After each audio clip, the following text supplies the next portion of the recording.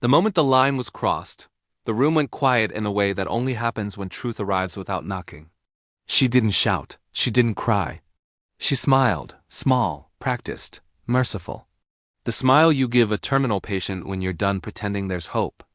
"I've met someone," she said like she was ordering dessert. "He's my true love."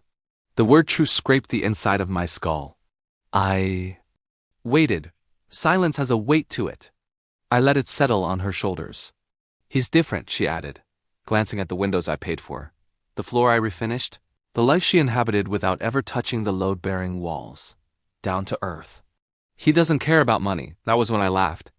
Not loud, not cruel, just a soft exhale that escaped before I could stop it. Like my body knew something, my heart hadn't caught up to yet. I reached for my phone. The restaurant smelled like butter and ambition, linen tablecloths. A pianist who played as if mistakes cost lives. The kind of place where apologies are whispered and consequences are negotiated in advance. Her friend sat stiff, forks hovering, eyes darting. They were here to witness it. They always are. She held his hand openly. He wore borrowed confidence in a watch I'd once discarded into a drawer. He nodded at me, respectful, provincial. Unaware he was standing on a tripod, I studied him the way I study markets. Impersonal, thorough, uninterested in charm. He smiled too much. People who don't care about money always do. The waiter asked if we were ready, she answered for me. Yes, of course she did. The insult wasn't loud, it didn't need to be. 15 years reduced to a footnote, shared losses reframed as practice. My sacrifices repackaged as privileges she'd outgrown. She spoke like I'd been a chapter she skimmed, not the spine that held the book together.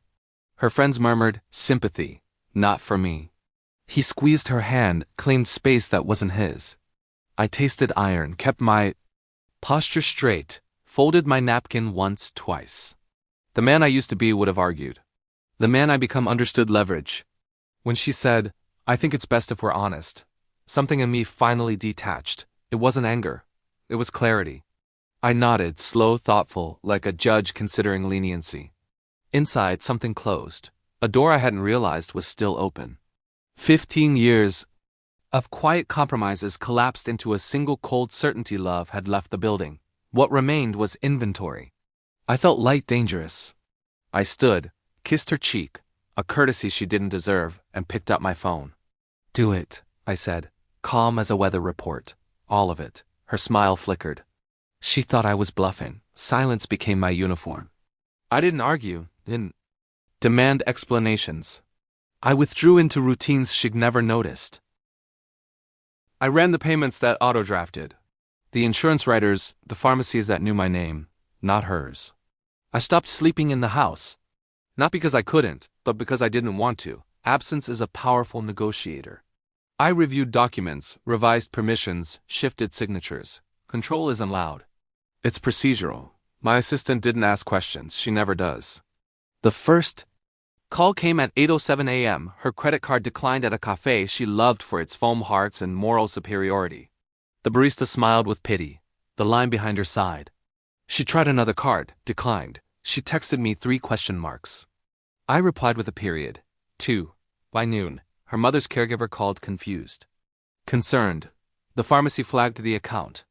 Authorization revoked. Prescription on hold. I said nothing. I let gravity do the work. That evening, she went home, on my house. Her key didn't turn. The locks were new, clean, silent. She stood on the porch, dialing, knocking, demanding explanations from a door that had outgrown her.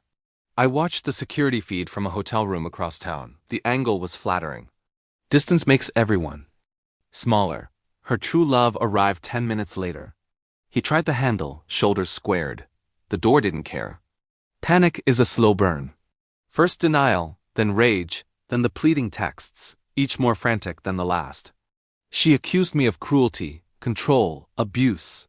I let the words pile up. Evidence is best gathered without interference.